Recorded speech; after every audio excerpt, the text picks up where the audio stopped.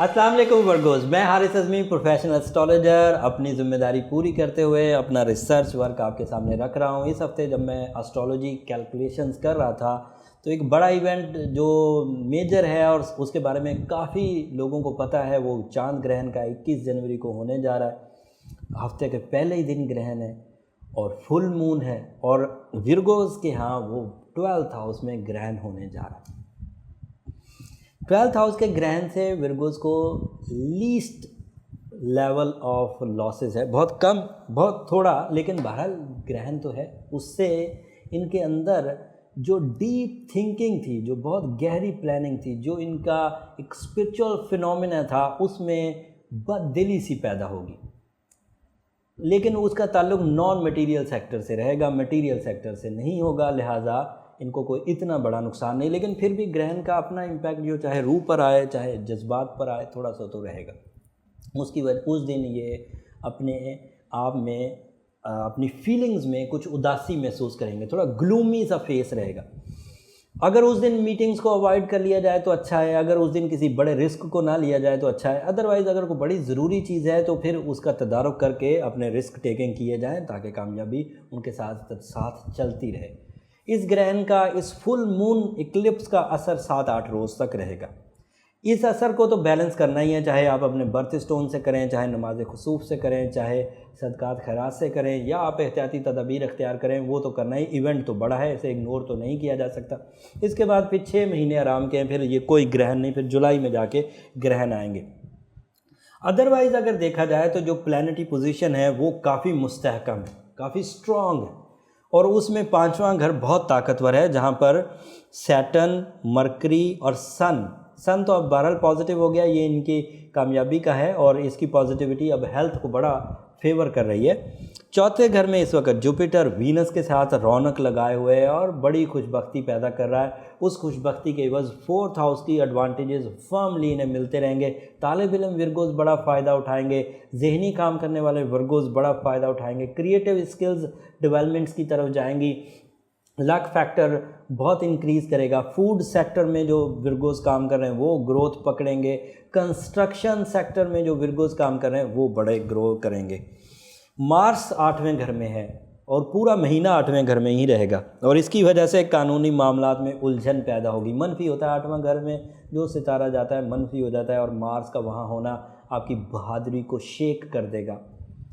आपको ऐसा फील होगा कि आप इस काम के एलिजिबल नहीं हैं, ऐसी फीलिंग्स उठ सकती हैं। ये मार्स के इस पूरे महीने का सामना है। अब तो जनवरी की आखिरी तारीखें चल रही हैं, वैसे ये वाली वीडियो तो 8 दिन के लिए है, लेकिन ये मार्स आपके यहाँ वहाँ 10 दिन से ज़्यादा रहने वाला है, पिछले 2 हफ्तों से भी चलता आ रहा है। लिहाजा अगर इस असना में आपको ऐसा फ़ील हो कि आप इसके एलिजिबल नहीं हैं या आपके पास इस चीज़ का कोई सलूशन मौजूद नहीं है, तो ये वजह सितारों की चाल की वजह से है, आपकी अपनी ज़ाती सलाहियतों में कमी नहीं है। जैसे ही मार्स यहाँ से हटेगा आप दोबारा ट्रैक पर आ जाएंगे और कानूनी पेचीदगियों से भी निकल जाएंगे।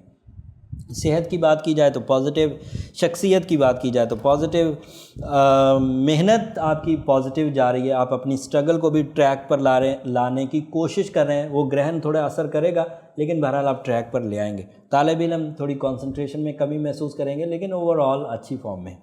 हिजरत का पहलू नेगेटिव है, मार्स क्योंकि नेगेटिव हाउस में, हिजरत की तरफ ना जाएं। कारोबार के लिए रवैया पॉजिटिव है, लेकिन 2-4 रोज़ की हेजिटेशन के बाद, 2-4 रोज़ के टॉलरेंस डिस्टर्बेंसेस के बाद आपके बर्दाश्त का मादा 2-4 दिन कम रहेगा और उसके बाद सेटल हो जाएगा। एंड लास्ट में जॉब पेशा वर्गोस भी इस हफ्ते का आगाज़ कुछ मुखालफत से करेंगे, कुछ गुस्से से करेंगे, कुछ कुलीग्स के साथ कुछ प्रॉब्लम्स उठ सकती हैं। ये छोटे छोटे कुछ इश्यूज़ इस हफ्ते सामने आने वाले हैं। ये तारीखें 20 जनवरी से शुरू होंगी, 27 जनवरी तक चलेंगी। ये कुछ ट्रबल्स दे सकती हैं। मोहतात तर्ज़ ज़िंदगी इख्तियार करना आपके लिए मौजूद होंगे। ये इस हफ्ते की रिपोर्ट थी, बट ओवरकम करने के लिए मैं हमेशा ही कहता हूँ भाई येलो सफ़ायर ज़रूर पहने। जो थोड़े अवेयर्ड विर्गोज़ हैं जिन्हें एस्ट्रोलॉजी की सिचुएशंस का पता है और उन्हें ये भी पता है कि कितनी तेज़ी से वर्गोज़ इरिटेट होते हैं, वो इस चीज़ का तदारुक पहले से करे हुए हैं। जो मैंने अपने विर्गोज़ साथियों को या जो लोग मेरे दोस्त अब आप पुराने मेरे पास में अपना चार्ट बनवाने, अपना इंडिविजुअल चार्ट बनाने आते हैं, उनको मैं देखता हूँ कि वो मैनेज बहुत अच्छा करते हैं, गज़ब की मैनेजमेंट स्किल्स। बट जो अभी न्यू विर्गोज़ हैं जो अपनी ज़िंदगी को समझने की कोशिश कर रहे हैं, वो बहुत लॉसेस उठाने के बाद समझने से अच्छा है कि इन वीडियो से पहले से ही समझ जाएं कि उन्हें अपनी प्रोटेक्शंस, अपनी रिपेयरिंग्स और अपनी एनर्जी बैलेंसिंग रखने की ज़रूरत है, नहीं तो उलझी हुई ज़िंदगी गुजारने के आदी हो जाएंगे। लिहाजा कोशिश करें कि अपनी एनर्जीज़ को बैलेंस रखें, इमोशंस को प्लेजेंट रखें, रिलेशंस को प्लेजेंट रखें, कारोबारी जो मामलात हैं उनको ग्रोइंग रखें, तो ही ये खुश रह सकते हैं। अगर हेजिटेशंस बढ़ेंगी रिलेशंस में, सेहत में, कारोबार में, तो फिर ये लाइफ इनकी बहुत मिजरीज़ में चली जाती, बहुत मुखालफत में, बहुत प्रॉब्लम्स में चली जाती। उम्मीद करता हूँ विर्गो मेरी कम बातों को ज़्यादा समझेंगे। जो इन्फॉर्मेशन मैंने इस हफ़्ते के लिए दी है, उस हफ़्ते को इन इन्फॉर्मेशंस को मद्देनज़र रखते हुए अपने इस हफ़्ते के फ़ैसले अच्छे अंदाज से लेंगे।